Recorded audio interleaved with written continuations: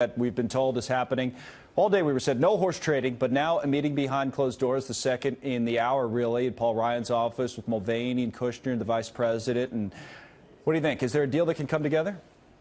We hope so. We're really counting on the Senate to do the right thing. Here in the House, I can tell you, we met with the Republican Study Committee members last night, over 150 members, the conservatives in the House, and we're absolutely resolved to do the people's business and do the right thing. Border security is critically important for the country for all the reasons that we've all been explaining, and we think this is the time to do the right thing. We hope the Senate will, and whatever deal is being worked out, we hope it secures the border because we think it's the #1 priority. Okay, so what's the magic number, or is there on that? In other words, is there a number under $5 billion, say, that something could be worked out on at least this time around? Or does the president, because of the pressure that's been coming this week from his base, have to really stand firm at a high number in terms of the wall?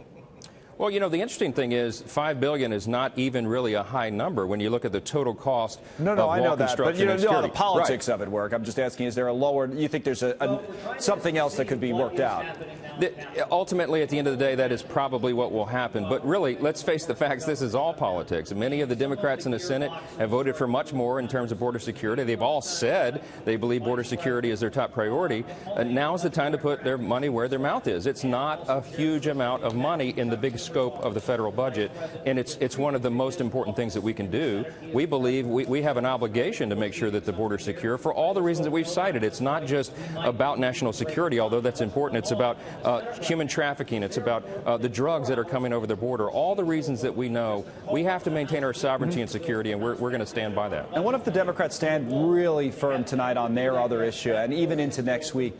It's been suggested that the real deadline, I know everybody's talking about midnight tonight, is when Nancy Pelosi takes the gavel and is the Speaker of the House again, because then, if you believe the experts or the pundits, the Democrats are really in control. Is that a worry from the Republican end? Yeah, all right, we can put up with a shutdown for a few days or even a week, but we need to get this done by the end of December. Well, we do. We need to get it done yesterday for the American people. But you're right. January 3rd is the day that we all come back to take the new oath of office and begin the 116th Congress.